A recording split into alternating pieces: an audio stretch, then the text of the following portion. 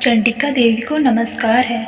मार्कंडेय जी ने कहा, पितामह, जो इस संसार में परम गोपनीय तथा मनुष्यों की सब प्रकार से रक्षा करने वाला है और जो अब तक आपने दूसरे किसी के सामने प्रकट नहीं किया हो, ऐसा कोई साधन मुझे बताइए। ब्रह्मा जी बोले, ऐसा साधन तो एक देवी जी का कवच ही है, जो गोपनीय से भी परम गोपनीय, पवित्र तथा संपूर्ण प्राणियों का उपकार करने वाला है। महामुनि, उसे श्रवण करो। देवी की 9 मूर्तियां हैं, जिन्हें नवदुर्गा कहते हैं। उनके पृथक पृथक नाम बतलाए जाते हैं। प्रथम नाम शैलपुत्री है, दूसरी मूर्ति का नाम ब्रह्मचारिणी है, तीसरा स्वरूप चंद्रघंटा है, चौथी मूर्ति को कुसमांडा कहते हैं, पांचवी दुर्गा का नाम स्कंद माता है, देवी के छठे रूप को कात्यायनी कहते हैं, सातवां कालरात्रि और आठवां स्वरूप महागौरी के नाम से प्रसिद्ध है। नौवीं दुर्गा का नाम सिद्धिदात्री है। ये सब नाम सर्वज्ञ महात्मा वेद भगवान के द्वारा ही प्रतिपादित हुए हैं। जो मनुष्य अग्नि में जल रहा हो, रणभूमि में शत्रुओं से घिर गया हो, विषम संकट में फंस गया हो तथा इस प्रकार के भय से आतुर होकर जो भगवती दुर्गा की शरण में प्राप्त हुए हों, उनका कभी कोई अमंगल नहीं होता। युद्ध के समय संकट में पड़ने पर भी उनके ऊपर कोई विपत्ति नहीं आती। उन्हें शोक, दुख और भय की प्राप्ति नहीं होती। जिन्होंने भक्तिपूर्वक देवी का स्मरण किया है, उनका निश्चय ही अभ्युदय होता है। देवेश्वरी, जो तुम्हारा चिंतन करते हैं, उनकी तुम निसंदेह रक्षा करती हो। चामुंडा देवी प्रेत पर आरूढ़ होती हैं, वराही भैंस पर सवारी करती हैं, ऐन्द्री का वाहन ऐरावत हाथी है, वैष्णवी देवी गरुड़ पर ही आसन जमाती हैं, माहेश्वरी वृषभ पर आरूढ़ होती है, कौमारी का वाहन मयूर है, भगवान विष्णु की प्रियतमा लक्ष्मी देवी कमल के आसन पर विराजमान है और हाथों में कमल धारण किए हुए हैं। वृषभ पर आरूढ़ ईश्वरी देवी ने श्वेत रूप धारण कर रखा है। ब्रह्मा देवी हंस पर बैठी हुई हैं और सब प्रकार के आभूषणों से विभूषित हैं। इस प्रकार ये सभी माताएं सब प्रकार की योग शक्तियों से संपन्न हैं। इनके सिवा और भी बहुत सी देवियां हैं जो अनेक प्रकार के आभूषणों की शोभा से युक्त तथा नाना प्रकार के रत्नों से सुशोभित हैं। ये संपूर्ण देवियां क्रोध में भरी हुई हैं और भक्तों की रक्षा के लिए रथ पर बैठी दिखाई देती हैं। ये शंख, चक्र, गदा, शक्ति, हल और मूसल, खेटक और तोमर, परशु तथा पाश, कुंत और त्रिशूल एवं उत्तम शारंग, धनुष आदि अस्त्र शस्त्र अपने हाथों में धारण करती हैं। दैत्यों के शरीर का नाश करना, भक्तों को अभयदान देना और देवताओं का कल्याण करना, यही उनके शस्त्र धारण का उद्देश्य है। कवच आरंभ करने के पहले इस प्रकार की प्रार्थना करनी चाहिए। महान रौद्र रूप, अत्यंत घोर पराक्रम, महान बल और महान उत्साह वाली देवी, तुम महान भय का नाश करने वाली हो। तुम्हें नमस्कार है। तुम्हारी ओर देखना भी कठिन है। शत्रुओं का भय बढ़ाने वाली जगदम्बिके, मेरी रक्षा करो। पूर्व दिशा में ऐन्द्री मेरी रक्षा करें, अग्निकोण में अग्नि शक्ति, दक्षिण दिशा में वाराही तथा नैऋत्य कोण में खंगधारिणी मेरी रक्षा करें, पश्चिम दिशा में वारुणी और वायव्य कोण में मृग पर सवारी करने वाली देवी मेरी रक्षा करें, उत्तर दिशा में कौमारी और ईशान कोण में शूलधारिणी रक्षा करें। ब्रह्माणी, तुम ऊपर की ओर से मेरी रक्षा करो और वैष्णव देवी नीचे की ओर से मेरी रक्षा करें। इसी प्रकार शव को अपना वाहन बनाने वाली चामुंडा देवी दसों दिशाओं में मेरी रक्षा करें। जया आगे से और विजया पीछे की ओर से मेरी रक्षा करें। उमा मेरे मस्तक पर विराजमान होकर रक्षा करें, ललाट में माला धरी रक्षा करें और यशस्विनी देवी मेरी भौहों का संरक्षण करें। भौहों के मध्य भाग में त्रिनेत्र और नथनों की यमघंटा देवी रक्षा करें। दोनों नेत्रों के मध्य भाग में शंखिनी और कानों में द्वारवासिनी रक्षा करें। कालिका देवी कपोलों की तथा भगवती शांकरी कानों के मूल भाग की रक्षा करें। नासिका में सुगंधा और ऊपर के ओंठ में चर्चिका देवी रक्षा करें। नीचे के ओंठ में अमृत कला तथा जिह्वा में सरस्वती देवी रक्षा करें। कौमारी दांतों की और चंडिका कंठ प्रदेश की रक्षा करें। चित्रघंटा गले की घाटी की और महामाया तालू में रह रक्षा करें। कामाक्षी ठोड़ी की और सर्वमंगला मेरी वाणी की रक्षा करें। भद्रकाली ग्रीवा में और धनुर्धरी पृष्ठवंश में रहकर रक्षा करें।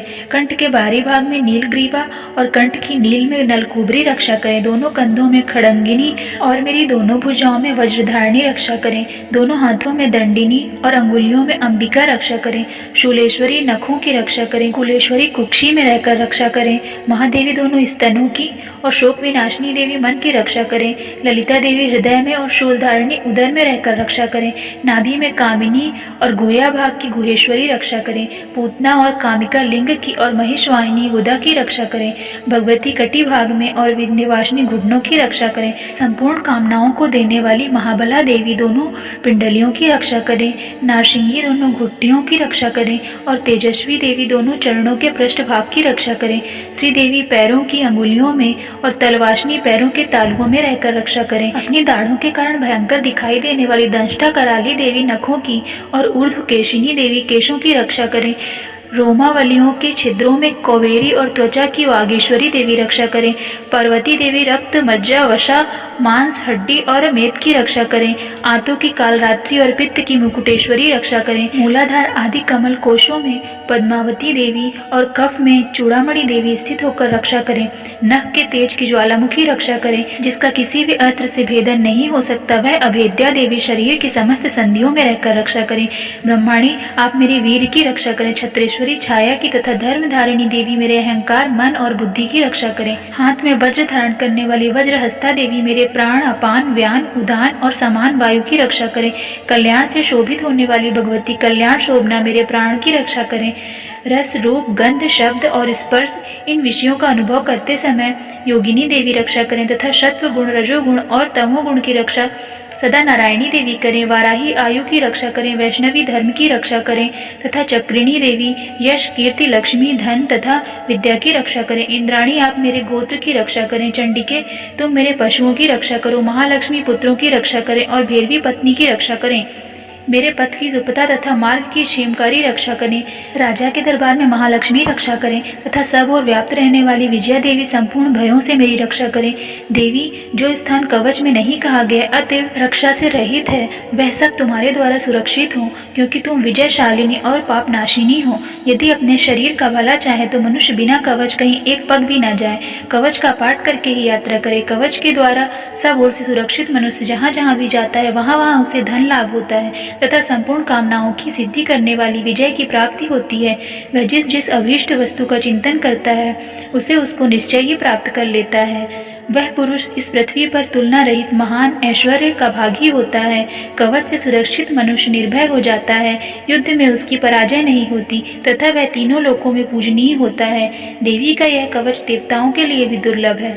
जो प्रतिदिन नियम पूर्वक तीनों संध्याओं के समय श्रद्धा के साथ इसका पाठ करता है, उसे देवी कला प्राप्त होती है तथा वह तीनों लोकों में कहीं भी पराजित नहीं होता।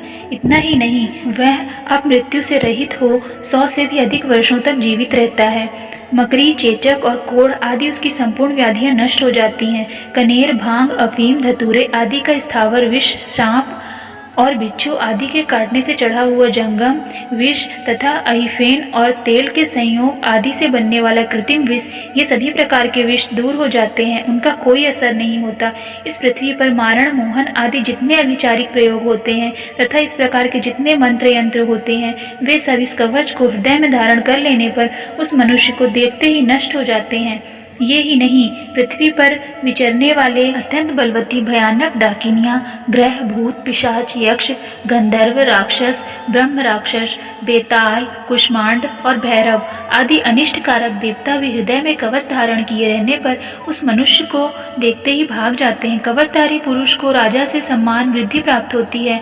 यह कवच मनुष्य के तेज की वृद्धि करने वाला और उत्तम है। कवच का पाठ करने वाला पुरुष अपनी कीर्ति से विभूषित भूतल पर अपने सुयश साथ साथ वृद्धि को प्राप्त होता है। जो पहले कवच का पाठ करके उसके बाद सप्तशती चंडिका का पाठ करता है, उसकी जब तक वन, पर्वत और काननों सहित यह पृथ्वी रहती है, तब तक यहाँ पुत्र, पौत्र आदि संतान परंपरा बनी रहती है। फिर देह का अंत होने पर वह पुरुष भगवती महामाया के प्रसाद से उस नित्य परम पद को प्राप्त होता है, जो देवताओं के लिए भी दुर्लभ है। वह सुंदर दिव्य रूप धारण करता है और कल्याण में शिव के साथ आनंद का भागी होता है।